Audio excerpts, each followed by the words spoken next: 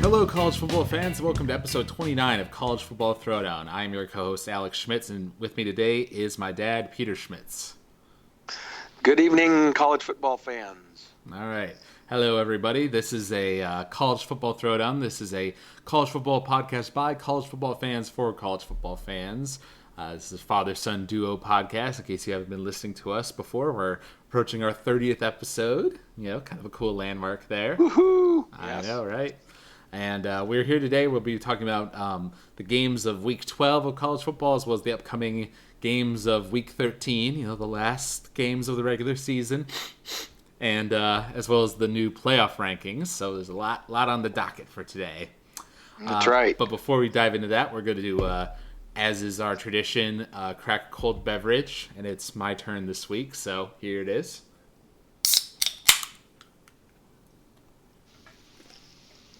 Awesome. All right.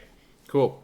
So, yes, last week we gave some predictions, as we do, for the games, you know, who we thought was going to win. And we were, you know, we keep realizing that we're not the Vegas guys for a reason. Right. But we did get close on a couple. One was the Michigan-Penn State game. I predicted a victory of 31-27, and you predicted a victory of 35-17, whereas the final score actually ended up being 28-16. So I think you were closer there. It was a little bit of a Michigan kind of dominated that. Not dominated, but they were in control of that game more than I thought they might be. Right. Yeah.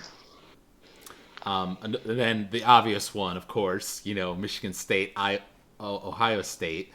I had predicted a 24-17 victory for Ohio State. You had predicted a 42-21 victory for Ohio State.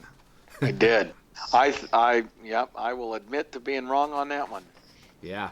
Well, it was interesting for, you know, and I'm not sure if this is just an attribute to Michigan State's defense playing really good or Ohio State's offense just having some issues that day, you know, with the play calling or whatever, but they were not nearly as explosive as we've seen them as of late. You know, they were not able to get anything going on offense, and Michigan State struggled there too. It was a very defensive game, which was not what some people were expecting. Right. That is true. I was expecting certainly Ohio State to have more success offensively against Michigan State's defense, especially after having watched them in the Nebraska game and us having put up as many points as we did on them. Yeah. Well, I guess that really was an off day for them. I mean, that's what it would seem to indicate. Yes. Final score ended up being 17-14, which means it was even more of a defensive game than my 24-17 score would indicate. Right. Then we had Baylor, Oklahoma State. I predicted a Oklahoma State victory of 44-34. You predicted an Oklahoma State victory of 52-36. So we were both wrong there. Yes, we were. And you know, who could have predicted that, you know, Baylor would lose their second string quarterback, have to go to their third string quarterback, and then he would bring them back and play as well as he did that Johnson. I don't know why he wasn't the second string quarterback after watching that game. Yeah. Well, and I will say that I did. I predicted a 10-point victory for Oklahoma State, and it did end up turning out to be a 10-point victory, but it was for Baylor instead. Baylor, yeah. Exactly. Actually, looking at that, the final score was 45-35. I said 34-44, so just very close, just for the wrong team. Right. And then lastly, Oklahoma TCU. We both kind of predicted big scoring games. I said 56-28. You said 45-21, and you ended up being a little bit closer. Although, in terms of scoring, the final score ended up being 30-29. I didn't realize, because I was watching that game, like the first half of that game, I didn't get to catch the second. I didn't realize that TCU lost on a 2-point conversion. Like, they had the chance to win the game. Right. I know, and yet, well, I don't know. It's just weird. And yet, you look at the rankings that we're going to talk about, and it just seems interesting. Yep. No, it is interesting. Why do you think they decided to go for two in that situation instead of just going into overtime? That's a great question. I think the game was at Oklahoma, Yeah. so they must have their chances were better to kind of get it now rather than trying to go into OT with the home team, right? So a lot of coaches kind of feel like that's the best strategy, especially if you feel like you got momentum, maybe got the other team on their heels. That this is the time to seize the moment and make it happen. That is true. They scored 16 points in the fourth quarter, and Oklahoma scored none. So, yeah, Right. they definitely had the momentum at that point. Yeah. Well, and see, that's Oklahoma throughout the second half didn't have their quarterback, and it was a very different team without Right. that quarterback, and that's why I'm still scratching my head a little bit because it sure looked like that Parker, whatever his name is, the quarterback for Oklahoma, sustained a concussion. I mean, he really got hit hard, and I I'm a little surprised. And they called it a head injury after the game. They didn't call it a concussion, and I don't even know if that's been determined at this point on a Tuesday night here before the as we move through the week. I don't know if they've ever said whether it was actually a concussion or not. I think they're trying to say it wasn't. Interesting. But, yeah, I guess talking about that, we'll transition back into the Week 12 games here in a minute. But I was kind of thinking, because Oklahoma jumped up to number 3 in the playoff rankings this week, I was kind of thinking that it was because they defeated, a good opponent in Baylor, Baylor who's ranked number 7, in a close game. So that they gave them credit for that. I think the bigger question, though, is if Oklahoma plays like they did in that second half on the road against Oklahoma State, will they be able to beat that team, with their second string quarterback? Right, and I don't know whether they can or not. I mean, obviously we'll find out, but I'm not sure. Uh, uh, with Oklahoma State playing Oklahoma, what's Oklahoma going to do if Parker can't go? Yeah, and I was also watching the Oklahoma State TCU game, and I was kind of hoping that was going to be a really good game, and I was a little disappointed, honestly.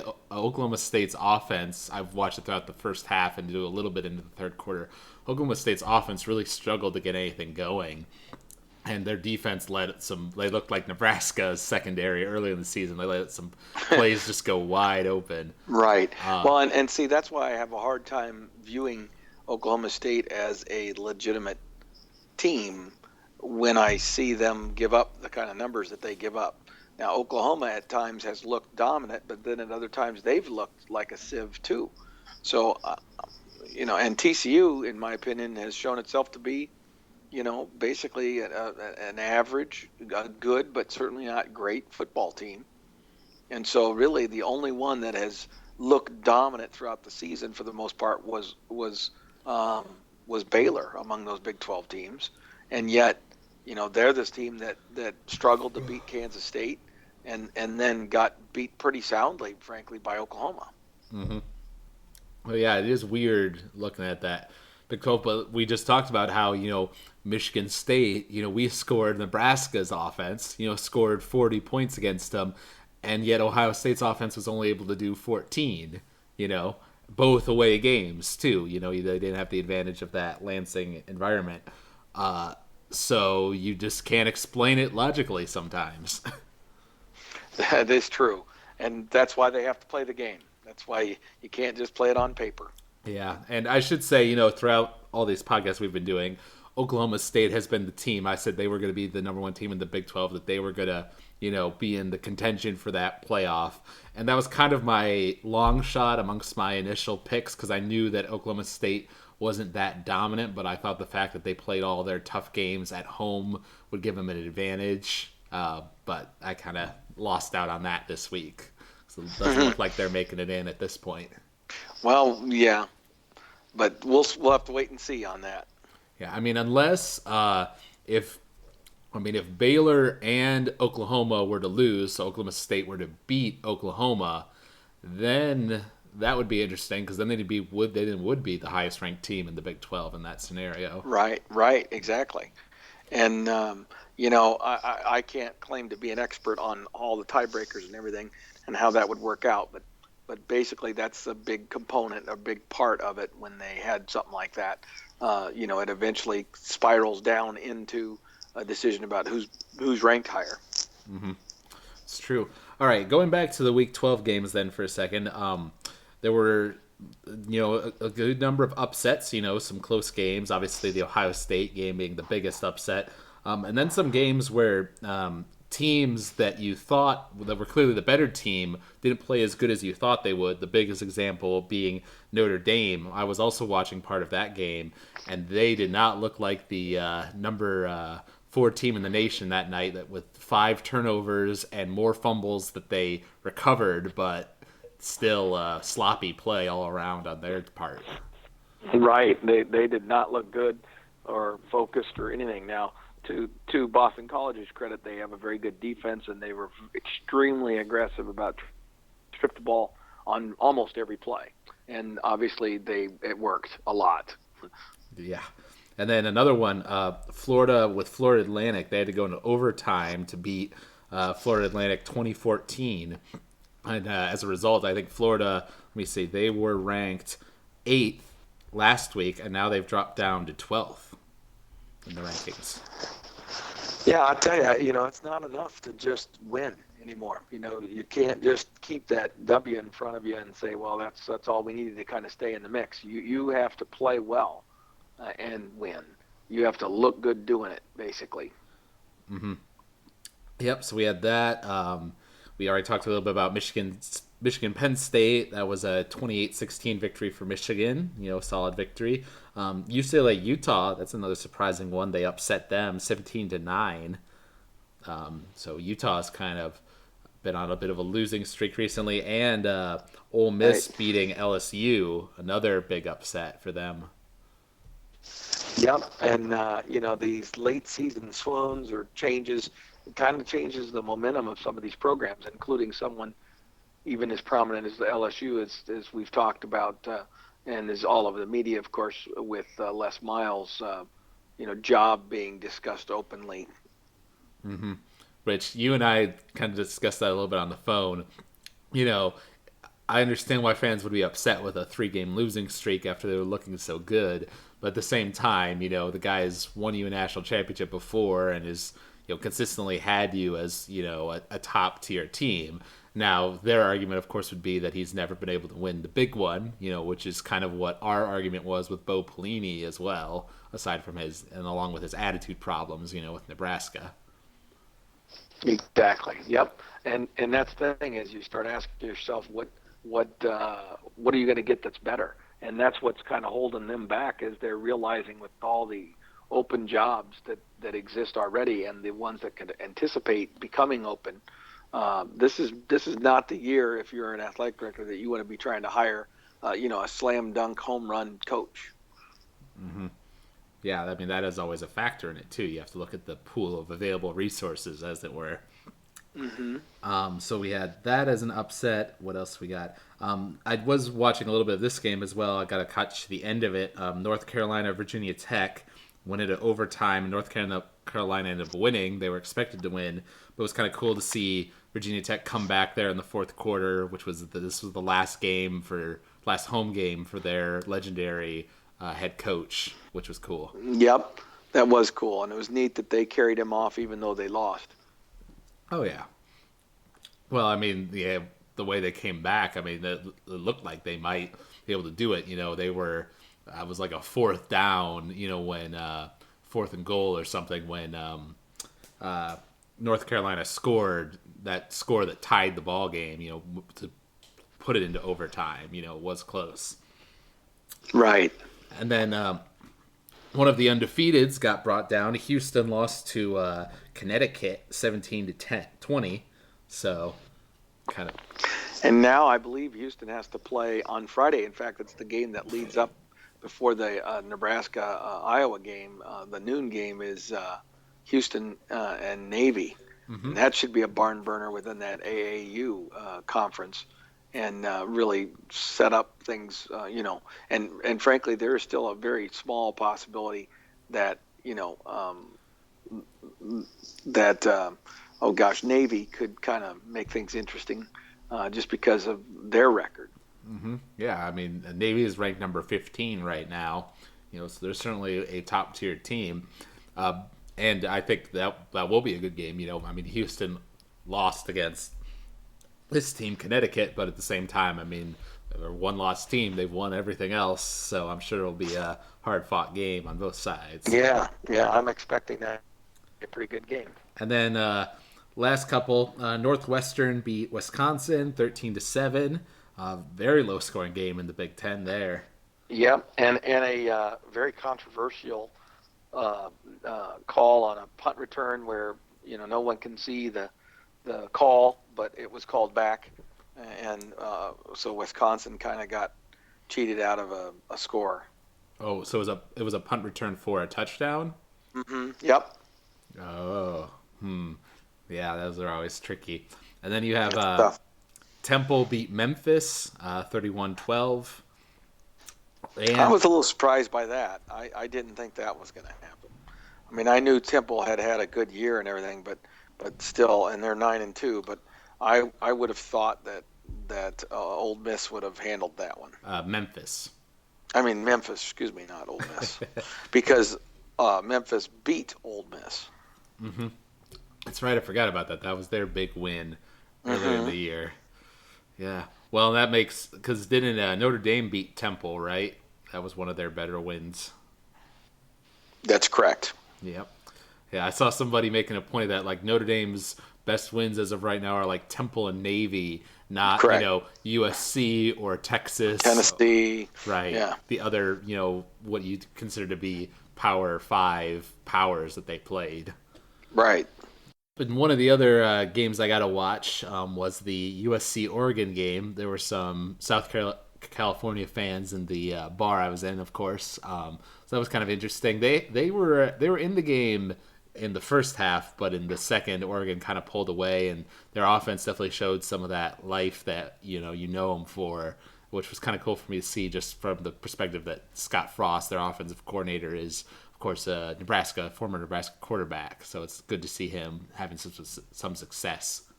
Yeah. Well, and his name's getting bantied about among many of the openings that have popped up on the screen now. It's really amazing. I think there's like 12 or 13 jobs already open. Yeah, well, there's been. Did Florida State did their coach like retire recently or something like that? Not Florida State, no. Okay, I thought I heard something about that, but maybe I did not. All right, so that's the week 12, and now talking about the rankings. Of course, we already sort of touched on it, but this week the top rankings are Clemson, Alabama, Oklahoma, Iowa, Michigan State, and Notre Dame. The most notable notes of that, of course, being the fact that Oklahoma State jumped so high and that Notre Dame dropped that much. I mean, I think those are the two big takeaways. Hmm. Yeah, and it's kind of inexplicable to me how Notre Dame dropped. I mean, other than they didn't play well, I get that, but that's where that eye test comes in. Where again, it's not good enough just to win, but you've got to win in a fashion and with an effectiveness or an efficiency that you're expected to win with. Yep, that was the same thing with that Florida game as well. Yes, exactly, exactly, and. Oop. You there? We still have. Yes, I'm still here. Oh, Are you still here? Are you hearing me? I dropped you for a second there. Okay. Okay. I was saying that Florida hurt themselves quite a bit. I think with their situation, and it's going to be harder for them to really position themselves. Short of course, beating Alabama, let's say in the SEC championship game. Right. To kind of drive themselves back into that mix. Yep. Well, yeah, and I mean, it was the same with Notre Dame. There's no doubt in my mind that they were the better team than Boston College, but when you're turning it over that many times, any team's going to look bad. Right. Yeah. And then another interesting thing, because we were talking about this quite a bit, between the Michigan State Notre Dame battle in terms of who has the better schedule, because they both have one loss at this point, and Michigan State, as of right now, could be perceived to not having like the strongest schedule in the world, but they do have some big victories in their pocket. Obviously, Oregon near the beginning of the season, this Ohio State victory being a big one, and then beating Michigan, as flaky as a victory as that might be. Well, that's right, and it's not flaky when you're 9-2. I mean, Michigan. Well, I'm not saying that Michigan is a bad opponent, but I'm saying Michigan State won it with the most ridiculous way possible. Right. Oh, I get it. But again, it's a W, right? So, right. But that's right. That's another example of where, this eye test that they call it now is a factor in all of this. Mm-hmm. And here's the situation I want to play out right here, okay? So let's say that next week both Michigan State and Notre Dame win. So Notre Dame beats Stanford and Michigan State beats Penn State. In that scenario, I feel like Notre Dame might jump over Michigan State to number 5, and because they beat a better opponent. Stanford's much more highly ranked than Penn State. But then if Michigan State were to beat Iowa the week after, then I think Michigan State would jump them again, and then they would be in the playoff and Notre Dame might not be. But the interesting factor would be, would that still happen if Nebraska were to find it in them to beat Iowa, and then Michigan State was playing a one-loss Iowa team? Oh, absolutely. I have had numerous conversations about this in the last couple of days. And I think the general consensus, even among Michigan State fans, is that they do not want to see Nebraska beat Iowa. They absolutely believe that if Iowa is undefeated, then then them beating an undefeated Iowa will be the ticket, will guarantee them entrance into the playoff. Whereas if we beat Iowa, then Iowa's kind of damaged goods, not nearly as impressive a victory. And really hurts Michigan State's argument to be in the top 4. But here's my question: is if you're the committee, do you want to even kind of go through that? I mean, I might be inclined to say to project forward and say if Michigan State is the team that we think is better than Iowa, and so if they beat Iowa, then we would want to put them in the playoff as number 4. Why not do that now, even before the game? No. And let them be in that position. And then all they have to do is, beat Iowa and nothing changes, as opposed to putting Notre Dame in there. And then while they sit idle a week, then Michigan State beats Iowa. And then you push Notre Dame out. To me, doing that on a week in which Notre Dame is idle and Michigan State plays a game because they're in the Big Ten championship, and then you switch them, I think would be highly debated, and people would be unhappy about it. So I believe that there'll be a little bit more of a projection of where people should be. Where there'll be some assumptions about what's going to happen in these conference championship games, and they'll go there because they know they have the right to change it if somebody unexpected wins. But if everything goes according to expectation, then they don't want to be having to change that top 4 in the last week. You know what I mean? Right. But here would be my 2 points to that. They've consistently said throughout this whole playoff that they throw out last week's data and they look at everything in an entirely new light. So, and that they don't, project forward. That's why the Big 12 teams were ranked lower than some people thought they were because they hadn't played anybody, But now that they're getting to the end here and they're playing each other and the high-ranked teams, now they are moving up. So for me, that would be consistent with their message. And if Notre Dame were to jump because they beat Stanford, and then Michigan State were to jump if they beat Iowa, because that, based on the rankings, Iowa's ranked higher than Michigan State, so that would be considered an upset if Michigan State were to beat Iowa. So I think that would justify it, and that would put added emphasis on the fact that, we're looking at resumes, and Michigan State has one more added game to their resume because they play against a tough team in their conference championship games. So that's another reason why conference championships are important. And we've talked a lot about how it's good that they're putting importance on those games.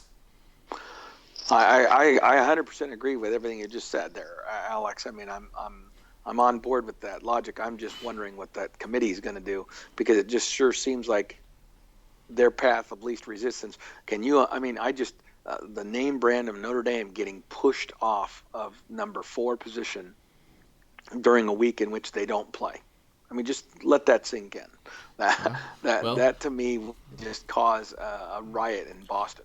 I mean, I don't doubt that there would be fans pissed, but at the same time, I would, if I was that Jeff Long guy, I would just come up there and say, Michigan State had a upset victory over a team that was higher ranked than them. Iowa, number 4 in the nation. How do we not reward that? Right? No, I'm with you. I get it. Yeah. I get it. And that's why I'm shocked that Oklahoma got put in as high. I was inclined to believe that Oklahoma had to win this game this weekend before they were going to get put into that position. The fact that they were already put there was a little surprising to me. Mm-hmm. Right. Although, I mean, back a couple of weeks ago when I was talking about Oklahoma State, you were talking about how you thought Oklahoma was, a top tier team. And, because they unlike Oklahoma State, who had a lot of, what do you want to say, very close wins over lesser competition. Oklahoma had some dominating victories over the lesser teams they played in the Big 12. Right. Yep. No, and I still think Oklahoma is the cream of the Big 12. There's no question in my mind. But again, that's with their quarterback being healthy. Well, right. I mean, that is a big factor. So talking about that then, so if Oklahoma were to win on against Oklahoma State, and let's just say things go as how we've kind of been talking. So Oklahoma wins, Alabama and Clemson both win, and then Michigan State wins over Iowa, and Notre Dame wins against Stanford, right?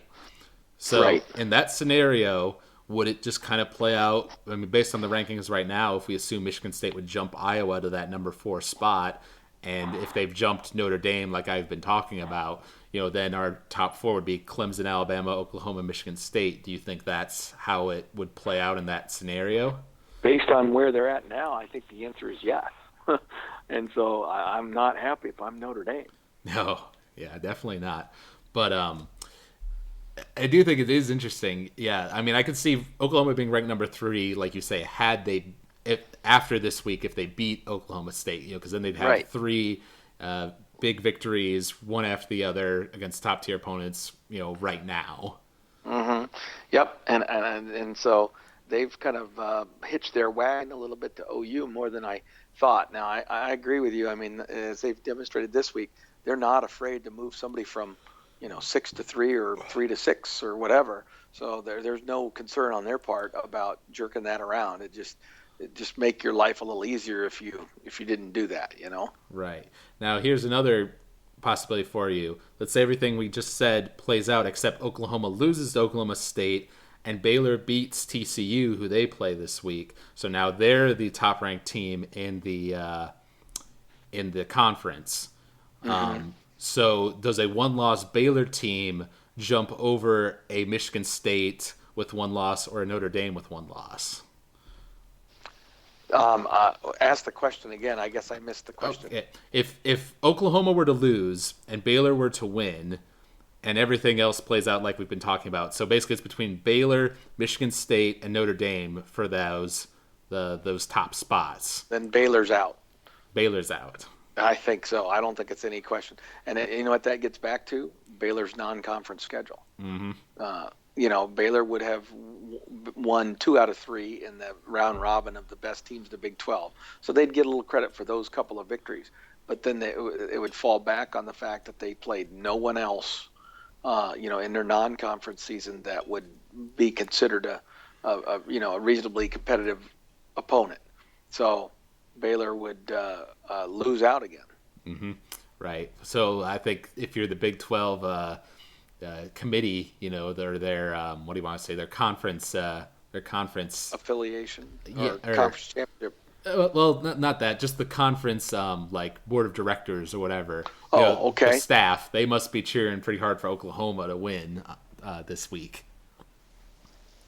I think they probably are. They're going to be rooting for that. Yep. So I don't know. Anything more you want to discuss about the rankings? Nope, not necessarily about the rankings. I just wanted to talk a little bit about Ohio State and Michigan State and watching that game. It was such a joy. What a great day to take in some fun college football. And the thing I wanted to point out was, I had made a prediction. I don't remember which podcast it was that we talked about it, but way early in the season, I was really high on Ohio State. I had watched Ohio State during the preseason and, taken in the special programming from the Big Ten Network on Ohio State's team and everything. And when I see their players interviewed or hear them interviewed on the radio, they were the responses that they were providing were just what I thought was just right on, and I really felt strongly that they were going to have a great year, and they never quite did what I thought they were going to do. I thought they would become a dominant, potentially kind of legendary team right up there with the Miami 2001 team and the Nebraska 1995 team as some of the best teams of the modern era of college football, but it didn't come to pass that way, and it occurred to me that one of the reasons for that is when you have as much talent as they have, you have to have some guys that are humble enough to accept a diminished role and do so quietly and not make any waves or create any kind of controversy that would divide the locker room. And I don't feel like they were able to accomplish that at Ohio State this year with their two quarterback system. Yeah, although I will say with that, because I mean, I do think a big factor of that is the fact that they had those two quarterbacks bailing out for so long into the season. And once you saw JT Barrett kind of take over, you saw a marked improvement in their offense.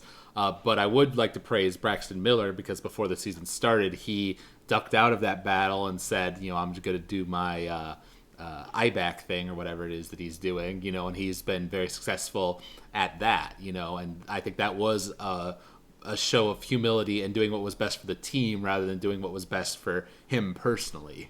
Right. Yeah, I would agree with you there. And so it just shows you all the dynamics that go into building a dynasty, building a great team, and living with that bullet, that target on your back, for an entire season, and keeping everybody's heads in the game the way they should and happy with whatever their role is. All those elements is what makes coaching so damn hard. How to keep that going. Mm-hmm. Even Nick Saban, as successful as he's been, it's been difficult at times for him to get that same effort level, multiple years in a row. Oftentimes once you get it and you get to the mountaintop, then a lot of the players on that team are going to start thinking about, other opportunities, let's say. Right, which makes Nebraska's run of going to four national championship games within 4 years and winning 3 of them all that much more special. Right, exactly. That Tom was able to keep them focused even after they'd been to the summit, as you say. Mm-hmm. Mm-hmm. And so I guess it's going to be another thing I add into my list of things when I'm evaluating teams for are they going to be as good as I think they're going to be. Right. And one thing I just remembered I want to say about the playoff was that in Jeff Long's interview with ESPN after the rankings came out, he mentioned that there was a significant amount of revoting amongst the committee about those 3 through 6 spots. There was a lot of shuffling going on there, which they mentioned that apparently in order to call for a revote, at least 4 members of the committee, which is 1/3 of the committee, needs to approve it. So I think that does go to show how close those teams all are, and so that's why I think it's more likely that Notre Dame could flip over Michigan State, or Michigan State could flip over Notre Dame. Why would that be easier, though, Alex? I'm not sure I'm following. Just saying that, although right now, Michigan State is ranked above Notre Dame.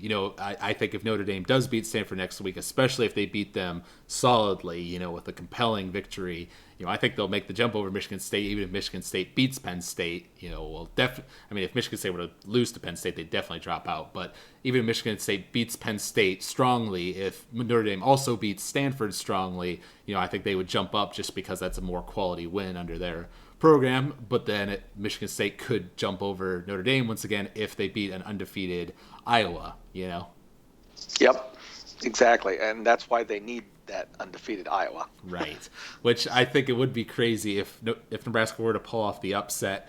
The two teams playing for the Big Ten championship in that scenario would be their only losses would be to Nebraska. Right. For both of them. Yeah, a 6-6 Nebraska team in that scenario. Yeah. Yep, it'll be bizarre. That's for right. Sure.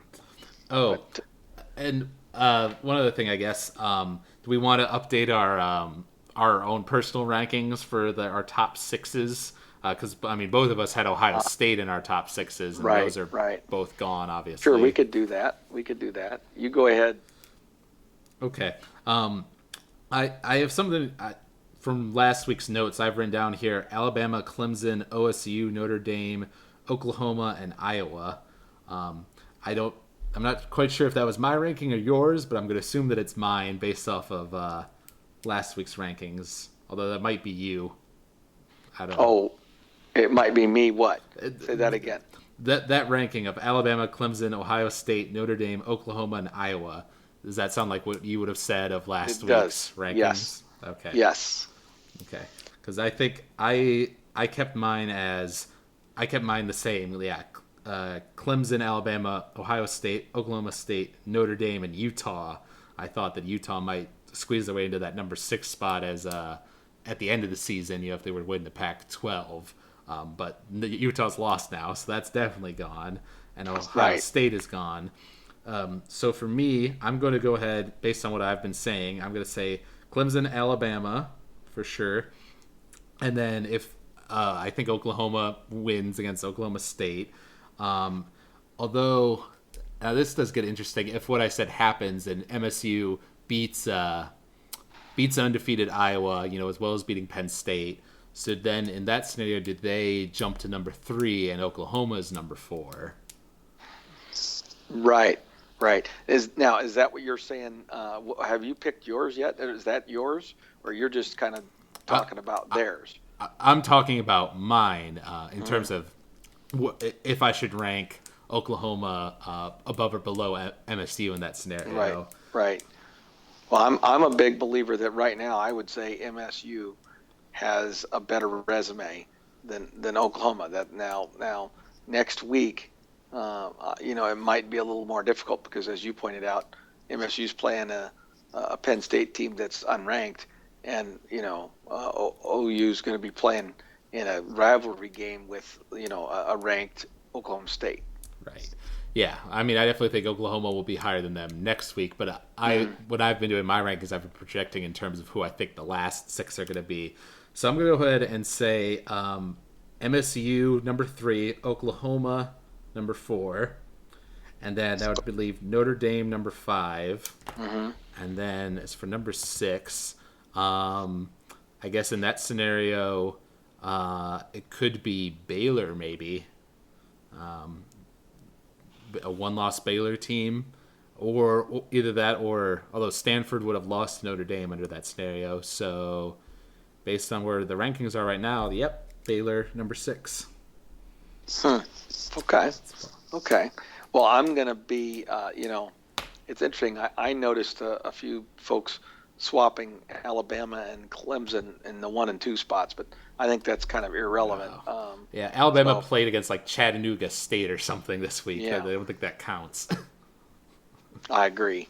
But anyway, so those two are the same. Now, I would not have put Oklahoma 3rd. I would have likely put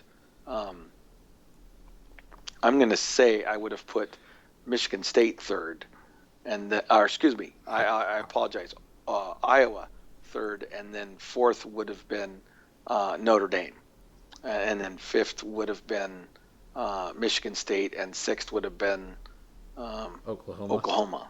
Man, so you're saying Oklahoma down at sixth. 6. Yeah, and again, they still have a game that they can play that would enhance their situation and kind of close the gap again between them and say, um, Michigan State or Iowa, whoever ended up winning, out of those games. So That is that interesting. But I'm curious as to why. I mean, I guess looking at last week's rankings, Michigan State was ranked ninth as of last week. So right. I guess I for mean, them to jump over Notre Dame for the number 4 spot would be a big deal. a big deal. Yes, well, exactly. But I just feel like, okay, that's a big W that they got. So Michigan State's going to get recognition for that, and then it is combined with an overall review of Notre Dame's schedule and a recognition that maybe it wasn't as tough as we were giving it credit for earlier in the season. And so it'll be really fascinating to watch how Notre Dame plays with the Stanford team. I see. So are you saying then that MSU is your 3 or your 4 and Notre Correct. Dame is 5? No, I put Notre Dame 6, and who did I put in there? Uh, I had Iowa in, not Michigan State. Okay, I'm going to read to you what I heard, and so we can correct this. So Okay. I heard Clemson 1, Alabama 2, Iowa Right. 3, Notre Dame 4, Notre Dame 4. Right. MSU 5, Oklahoma 6. Right. That's right. That's what I got. Okay. And I was mistaken. I was talking about Notre Dame and Oklahoma and getting them mixed up. Gotcha. Sorry. Okay. All right. We got the confusion settled up. We're good. All right. So talking about, this week 13, last week of the regular season for most of the teams in college football, and that means a lot of rivalry games, a lot of, big matchups to end the season. So it's going out with a bang, as it usually does. Yes, it does, and it'll be a great couple of days. And like I said, I'm kind of intrigued by that Navy versus Houston game that's going to be played before the Nebraska game on Friday. Mm-hmm. Yep, we kick off with those 2 games.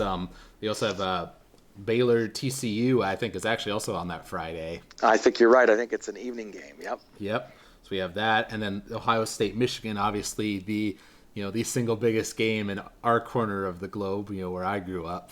Right.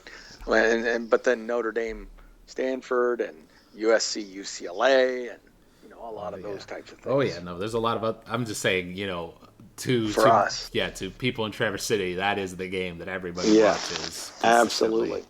It'll be interesting. Yep.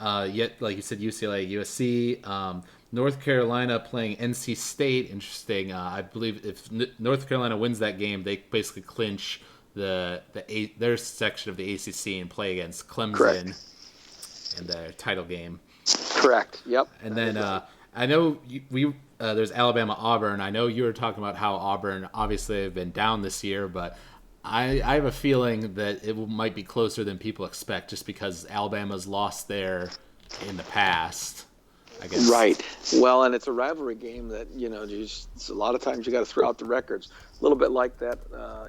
It's why the Nebraska versus Iowa game, when you've got an Iowa team that's undefeated and ranked 3 or 4, however you want to look at it, and Nebraska's had the worst season since like the 1950s, and we're only like a 2-point underdog. Right. It's crazy when you think about that. I know it is. Right. And then Michigan State, Penn State, obviously. Ole Miss, Mississippi State, big SEC rivalry. Florida State, that would be a good game. Notre Dame, Stanford, Oklahoma State. So lots of big games. Yeah. It should just be I just want the weekend to go nice and slow so I can take in every one of them. Mm-hmm. Yeah, for sure. I'm planning on, finding my way. Well, I'll definitely be watching the Iowa game at that Nebraska bar out here in L.A., but I hope to hopefully catch those games on Saturday as well. Right. Cool. Because, you get Friday off? Yeah, Thursday and Awesome. Friday off, yeah. So. Awesome. All right, so I guess we got to throw down some predictions here. Let's start with the Michigan-Ohio State game. Okay. Let's see here. I'm inclined to believe that Ohio State will right the ship. They'll come out with an inspired performance and they'll win the football game. I'm going to say though that um, the game's gonna start off slow with both teams kind of feeling each other out, and so I'm gonna predict um, a about a 10-point victory, and it's going to be lower scoring maybe than I expected, with a little bit of a flurry at the end. So it'll end up being like 28-24, or I said 10 points, didn't I? So I'd say um, uh, that's too close. Um, Boy. No, you know what? I'm comfortable with that. 28-24 for Ohio State. All right. I'm going to do something I've done before. I'm going to reverse your score. I'm going to say it's 28-24, but to Michigan. Ooh, I I'm not. This is a bit of a wild card pick. I'm not totally confident in it, but it's at Ann Arbor, so that's 1 point in their favor. And with some of like Elliott's comments and those sorts of things after the Michigan State loss, I'm kind of wondering if their psyche is a little bit damaged now that all of a right, sudden their perfect season's been shattered. I wonder right. if they'll be have as much energy as Michigan, who I have no doubt Jim Harbaugh's going to have them hungry for that victory. That's a good argument, Alex, that I probably should have taken more consideration, which is that I'm making the assumption that Ohio State is going to come back full guns, and you're right. When you lose a goal that you were so certain you were going to get, you know what I mean, that you were going to be in that mix, and now all of a sudden you feel like you're not. I think that's a big deal. Yeah, I mean, we've seen it happen both ways. It could very easily go your way, and they play with fire and they crush Michigan, but Right, we'll right. see. Huh. How about so then there's Oklahoma State. Then I think we are both predicting an Oklahoma victory here based on our rankings. I am, but again, I think the wild card there is does Oklahoma's quarterback play or not? So do you want to give two scores then, like if he does and if he doesn't? Um, yes. Okay, I would say that if he does play and he's able to play effectively, that I think Oklahoma wins, and I'm going to say it's like let's see, this is a Big 12 we're talking about, so it'll have to be like 42 to 30, 32, 42 to 32. Okay, but then if he doesn't play, And if he doesn't play, then I'm going to say that Oklahoma State wins, um, and it's going to be more like Oklahoma only gets 28 points and Oklahoma State scores about 42, so 42-28. okay, interesting. But yeah, I'm gonna do something kind of similar. I'm gonna say if the quarterback does play, I'm gonna go for two extreme opposites here. I'm gonna say if their quarterback does play, I think they could crush Oklahoma State, in which case it would be a, let's say, yeah, 24 to 42 victory. okay, If he doesn't play, I'm going to say that Oklahoma State wins.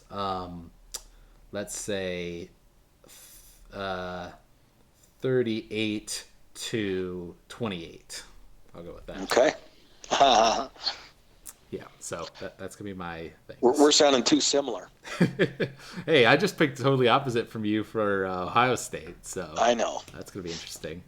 Yeah, And well, let's last one. Let's do the Navy Houston game because it sounded like you were kind of interested in that one. yeah. Well, I think that. I'm just going to be really curious to see how Houston does defensively against that Navy team. That Navy team is for real, and and I know Houston has been really prolific passing the football, throwing the ball around and stuff. But I just have a feeling that Navy's going to be able to shorten the game, and Houston kind of got figured out a little bit this last week. So I'm going to predict a Navy victory, close, but a Navy victory nonetheless. and I'm going to say it's going to be like 32-28. I'm big on 32 this week. All right. I'm going to also predict a Navy victory. I think I might go a little higher than that. I'll go ahead and say that it's 38 for Navy and then 21 for Houston. I feel like you say, Houston did get a little bit exposed, and Navy is, playing at the caliber where they can play with, most of the teams in the Power Five conferences and win. So I think they could blow Houston away a little bit. Okay, that's interesting. Yeah. Now, what about the Nebraska game? Okay, well, I want to bring that up. As of last week, we gave my prediction was thinking hopefully, obviously, a 35-30 Nebraska victory. And then you had a 42-28 either way. So it could either go 42-28, Nebraska has a solid victory over Iowa, or 42-28, we lose badly to Iowa. That's pretty weak on my part. Okay, I'm going to have to amend that and say I'm gonna say we've turned a corner. I'm going to be optimistic, and I'm going to say that Nebraska and the crowd is a 12th man, so to speak, and things go well. It looks like the weather is going to be cold but not rainy, windy but not as bad as they were predicting earlier in the week. It's going to be about a 15, maybe 20 mile an hour wind. It's not going to be gusting like it was thought to be earlier in the week, I don't think. So, not terrible conditions, just miserably cold, which is pretty typical for that game. So I'm going to predict that Nebraska comes out, has success early, gets Iowa a little nervous, and they do some uncharacteristic things, and good Tommy shows up. All right. So what's your score? Same score, that 42, whatever, but it's a Nebraska victory rather than saying, I'm removing the Iowa victory. You're moving the or. Scenario. Yeah, I'm removing the or. All right. And I'm going to stick by my 35-30. I think it's going to be close, but I think we can do it. It was interesting. You were talking about how you watched that Purdue game with Iowa and how, Iowa's offense looked awfully good, but Purdue was also able to score against them on several occasions. Yep. I agree. I think that's why I think we're going to score some points on them. Mm-hmm. I sure hope we can. Yeah, well, if we could score 40 points on Michigan State defense that held Ohio State to 14, hopefully we can. That's right. Yeah. But that's why you can't do transitive property. I know. Doesn't work. Nope. All right. Well, this was a longer episode, but we had a lot to unpack this week, and I think we got into some good discussion about, the playoff and, what makes a championship caliber team and all that sort of stuff. Well, and I will admit that I had a little trouble hearing you a little bit. I'm getting down with a little bit of a cold, and it's almost midnight here, so I'm getting a little tired. All right. He's losing it. All right. So before Dad collapses on us with exhaustion here, you can email us at huskerpete13@gmail.com. You can also find us on footballthrowdown.podomatic.com or on iTunes under College Football Throwdown. You can leave us a comment on the Podomatic page or leave us a rating and a review on iTunes. We always like hearing from you guys. It's great to get new subscribers. And we want to thank you guys for listening. And we hope you all enjoy this last week of the regular season of college football. Until next time. Take it all in. Go Big Red. Go Big Red.